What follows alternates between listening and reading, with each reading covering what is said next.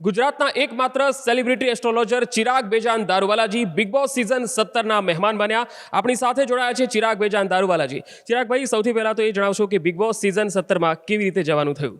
શ્રી ગણેશાય નમઃ.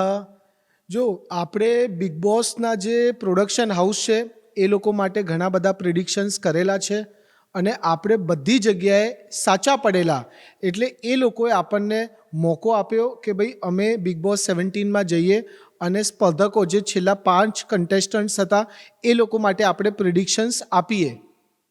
Big boss સિઝનના જે સ્પર્ધકો હતા એમના માટે તમે તમારા પ્લાનેટ્સ પ્રમાણે જે અનુમાન વ્યક્ત કર્યા તેના વિશે જણાવશો. હવે આપણે એમ જોવા જઈએ તો 5 કન્ટેસ્ટન્ટ્સના પ્રિડિક્શન્સ આપેલા, એ લોકોએ આપણને જન્મ તારીખ આપી. એ ઉપરથી એક તો આપણે રાશિ, પ્લાનેટ્સના ગોચર અને સાથે સાથે ન્યુમરોલોજીનું કોમ્બિનેશન કરીને આપણે આ 3 વસ્તુનું કોમ્બિનેશન કરીને આ લોકો માટે પ્રિડિક્શન્સ આપેલા. અને શનિ અને રાહુનું જે પ્રભાવ છે, જુપિટર એટલે ગુરુનું જે પ્રભાવ છે અંકિતા લોખંડેની કુંડલીમાં, અરુણની કુંડલીમાં, તો આ 2 કન્ટેસ્ટન્ટ્સની કુંડલી મને બહુ જ મજબૂત લાગે છે.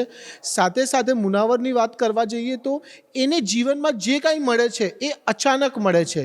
એટલે આપણે એમ કહી શકીએ કે જે પણ એના જીવનમાં થશે એ અચાનક થશે. અને આ 2024નું જે વર્ષ છે એ શનિનું વર્ષ છે.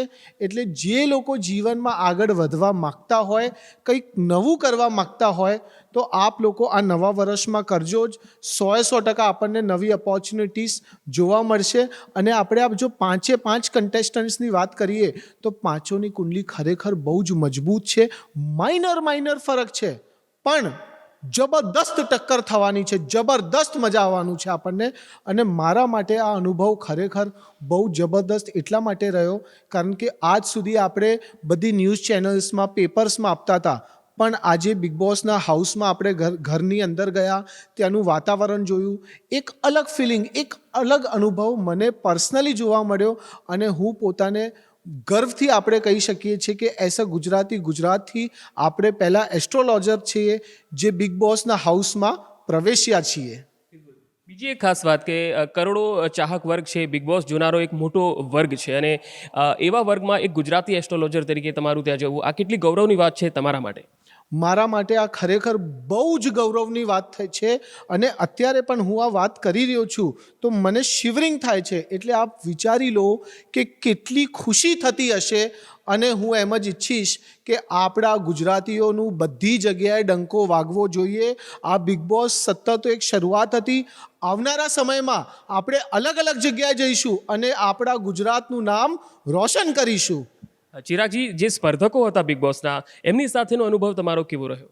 બધા સ્પર્ધકો ખરેખર બહુ જ મહેનત કરી રહ્યા છે, બહુ જ એફર્ટ્સ આપી રહ્યા છે.